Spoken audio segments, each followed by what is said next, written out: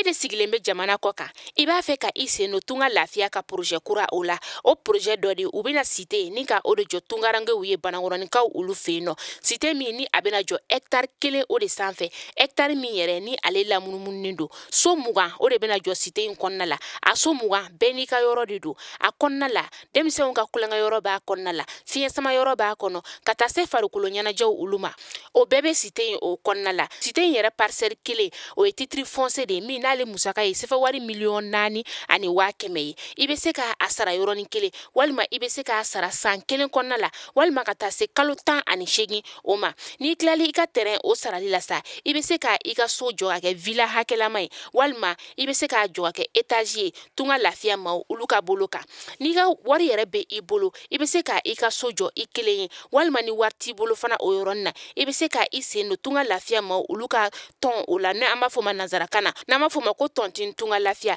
walasa ka se ka I ka so ale jɔ cité o kɔnɔna la o t'a bannen dɛ tunga lafiya ma o bɛna tila ka immeuble fana jɔ cité in kɔnɔna la immeuble min n'i bɛ se ka appartement o san chambre 3 de b'a kɔnɔna la ale ni salon 1 a musaka bɛ t'i jɔ sefa wari 15,000,000 la ka taa se sefa wari 17,000,000 ma I bɛ se ka o fana sara dɔɔni fo ka taa se san 2 ani tila ma.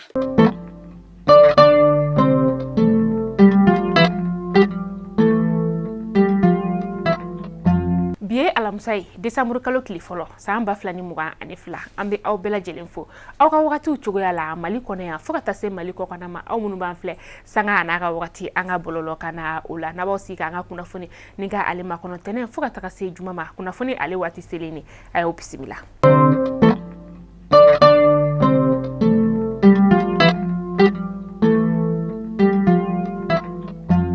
Kunnafoni daminɛla bi an ka ministre min bɛ yen nɔ ni ale ɲɛsinnen bɛ an ka jamana ni jamana wɛrɛ koɲɛbɔw olu ɲɛnabɔli ma ni o ye Abdoulaye Diop ye kunu novembre kalo tile 30 san 2022 fɛn min ye lamɛrikɛnw ka lasigiden bɛ an ka jamana o kɔnɔna la yan nɔ n'o ye Brillante Nobert ye a ye a bisimila bisimilali kɔnɔna la sa ni maa fila ninnu kɔni u ka kumaɲɔgɔnya a bolila fɛn min kan o de ye an ka jamana ni lamɛriki jamana ka bolodi ɲɔgɔnma tɔ bɛ se ka sinsin cogo min na walasa ka se ka bɛn ani kelenya ni ka o sabati.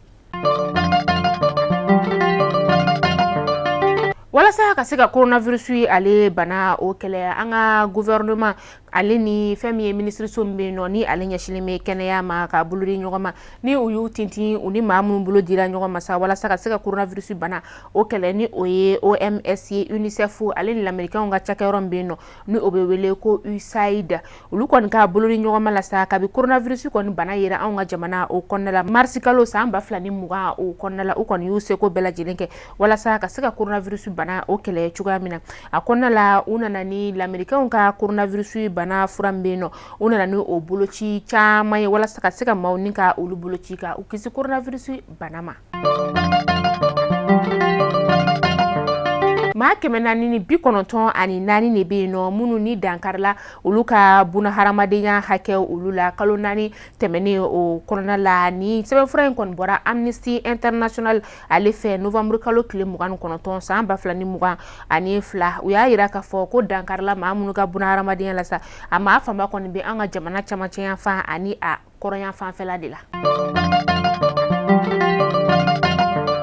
Novembre kalo tile 28 tɛmɛnen an ka jamana marabagaw u y'a yira k'a fɔ ko sɛbɛnfura min kɔni ni ale bɛ di sanubɔlaw olu ma sɛbɛnfura ninnu u ye a ɲɔngiri kabini tɛnɛn tɛmɛnen o la ka sababuya kɛ sɛgɛsɛgɛliw bɛ ka senna walasa ka se ka sɛbɛnfura ninnu ni ka u lawoloma nin kunnafoniya in dira ministre min bɛ yen nɔ ni ale ɲɛsinnen bɛ du jukɔrɔ ko nafolo ɲɛnabɔli ka taga se courant ani jiko koɲɛw ma ni o ye Lamine Seydou Traoré a ka fɔla ko ni a ɲɔngirili wulila wagati min na u bɛ o fana kɛ sɛbɛnfura ye ni ka o da maaw kulo kan.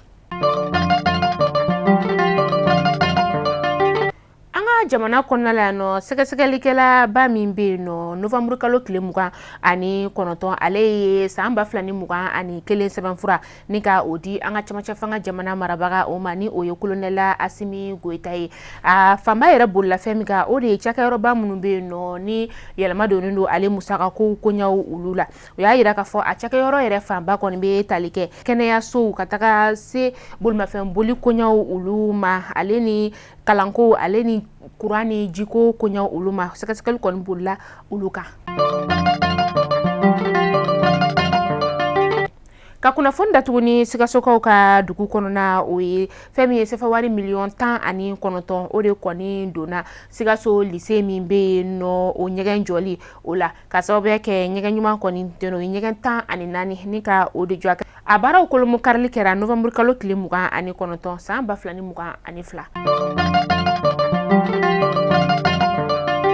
Mali kunnafoni jabaran lajɛbɔ o kunnafoni dabaranw tun bɛ an bolokɔrɔ bi ni k'a da kelenkelenla bɛɛ lajɛlen tulo kan o de tun ɲini yana an ka kunnafoni an ka u datugu sa Tunga Lafiya ale de anw ka kunnafoni ale ye jukɔrɔma dondoba ye Tunga Lafiya ka cité tako filanan tɔgɔ sɛbɛnni olu daminɛna cité min ni a bɛna jɔ hectare 3 o de sanfɛ Banangɔrɔnikaw olu fɛ yen nɔ terrain kelenkelenna bɛɛ lajɛlen titre foncier de don wa terrain ninnu ye 4 500 000 n'o ye sɛfɛwari miliyɔn 4 ani 500,000 ne maa min bɛ fɛ sa ka i tɔgɔ sɛbɛn terrain ninnu sɔrɔli la o ka nɔgɔn ni fɛn bɛɛ lajɛlen Tunga Lafiya mɔgɔw ka numéro de téléphone bɛ sɛbɛn an ka kunnafoni ale kɛrɛfɛ i b'u wele ni ka i tɔgɔ sɛbɛn n'o y'a sɔrɔ sɛfɛwari miliyɔn 4 ni 500,000 b'i bolo yɔrɔnin kelen i bɛ o sara i ka terrain ale bɛ k'i ta ye o yɔrɔnin bɛɛ lajɛlen n'o t'i bolo fana kalo o kalo fo ka taga se san 1 o ma i bɛ euro wari 572 ni ka o bɔ o bɛ sɛfɛwari 75 ani dɔrɔmɛ 40 o de ma n'i ye o sara ka ban san 1 kɔnɔna na terrain ale bɛ k'i ni terrain sanni banna wagati min na gɛrɛ bɛ sɔrɔ ka kɛ so olu jɔliko la aw k'an bɛn don n'a nataw la.